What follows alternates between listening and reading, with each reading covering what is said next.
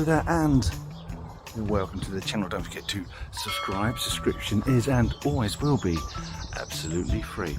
Anyway, in this video we're going to be trying something new. I'm going to be talking to you about the pest that you should be aware of come April, because let's be honest with you, not many people have been out in the gardens and these little buggers can be running around chomping away with impunity.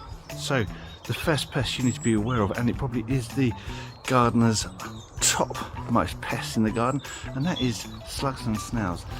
They are laying eggs.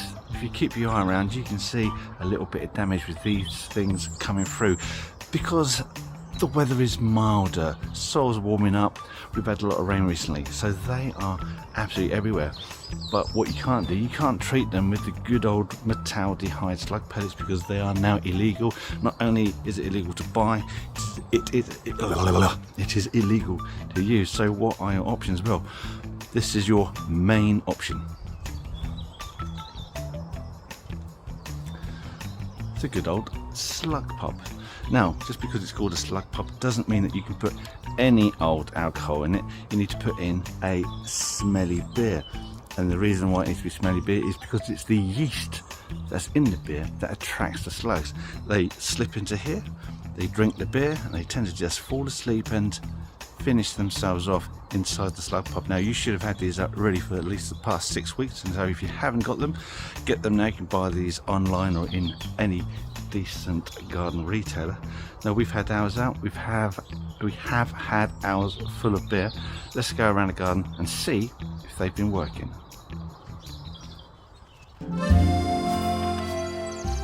Now, well, look at that, there's plenty of damage on these. If you're interested, these are giant alliums, but look at that, loads and loads of damage. But I have put down the old Slug Pub just here. Let's have a look, see if it's been working. Ha! Yes, it has. So there you go, the Slug Pubs, they do work, as I have told you in previous videos. Your other options is also to go out at night with a torch, with probably gloves or tongs to pick them up, and search for them yourselves. Lift them, put them in a bag, and then dispose of them as you will. I mean, your last option, I suppose, is to get nature to take out your slugs. In fact, there is a nematode solution that you can put down, although you need to put that down several times a year, really when it's wet. So now, April, is the perfect month to put down your slug nematodes, or cultivate other animals, such as the old hedgehogs, into your garden, because they'll eat them too, probably not in large enough numbers. And then the other thing is muscovoid ducks. It's a bit of a left field option, but they do eat them. They don't scratch up your borders at the same time. So there you go, slugs, all the ways you can control them. What's the next one? Now, if you've been planting lilies, your traditional lilies, species lilies, trumpet lilies, Asiatic lilies, oriental lilies, all your illies, tree lilies, they are going to be emerging from the soil. Now, some of them are going to be 10, 12 inches tall, and with that becomes the scourge, that is the scarlet lily beetle. Yes, it is already around. I have seen them and I've disposed of them. What do you do with them? Well, they are a little bit tricky, because if you see them and go anywhere near to touching them, they tend to roll off the leaf, turn upside down, fall on the soil, and you can't see them because the underside of the lily beetle is black. So they're a pain in the butt. So you've got to be either very careful when you come to dealing with them, put your hand underneath where they are so they fall in your hand, or put paper down at the base of the plant, tap the plant, they'll all fall off, you can pick them up, or just spray them. Spray them with a decent insecticide. Do not spray these insecticides when the plants are in flower, or if they're going to be in flower between the date of the chemical being active to and it's not active in the plant, because then you're going to start damaging other beneficial insects. So always spray these insecticides when the plants are not in flower. But yes, the time is now. You could spray it now. The lily beetle is around now. Just keep your eye out, because they are absolutely devastating on lilies if left unchecked.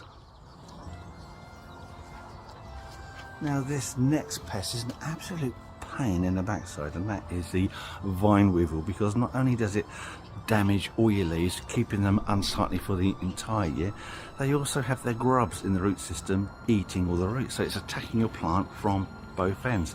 And the trouble is, in the spring you don't really have the adults about, but you do have the grubs actively working away to destroy your plants under your very nose, and you have no idea that it's going on. But I'm telling you now, these are already active, they are already eating. I have seen them, and they need to be dealt with. Any plant that has the characteristic notchings in the leaves is going to be at risk, and once again you need to spray that with an insecticide, otherwise you've got no hope of dealing with that.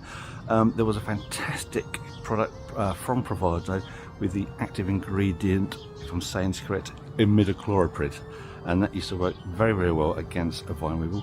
But really, any good insecticide should do the trick. Once again, new bug clear, I'm not being paid for this, is an excellent product, and spray it, and it should deal with those bugs. And if it's dealing with the larvae in the root system, then they're not going to be turning into adults, and they won't be causing further damage in your garden. So there you go, vine weevil. That's a flipping pain in the neck, that one. Now the last pest I want to talk about that I've already seen all these pests causing damage so early on in the season, and it's your big range of mites. You know, spider mites, broad mite, all these mites, absolutely, they're incredibly destructive, and generally they won't be treated by a general insecticide, because they've built up resistance over the years, because many of these mites are actually originated in this country as a greenhouse pest. But again, I'm seeing damage already done, and you need to treat them. There are predatory mites that you can purchase, put them on your affected plants, and that will keep it down and pretty much get rid of it. Oh yeah, the other one, fuchsia gall mite, that is everywhere and rife. Once again, this bug clear too also does red spider mites, so you know it does mites. So you can try and control it just by a good quality spray. But if it doesn't work, and many of these sprays do not work, then it's the Amphicoelius mite. I'll check that, see if that's right, because my brain doesn't work as well as it used to. But the Amphicoelius mite, that is a predatory mite, and that works on a range of pest mites. So there you have it. So that's four very important garden pests that you need to be aware of, and how to treat them. And if you've got anything like to add to that, or any pests that are giving you a big problem, then put that in the comments. We would love to hear from you. Anyway, thanks for watching. See you in the next video.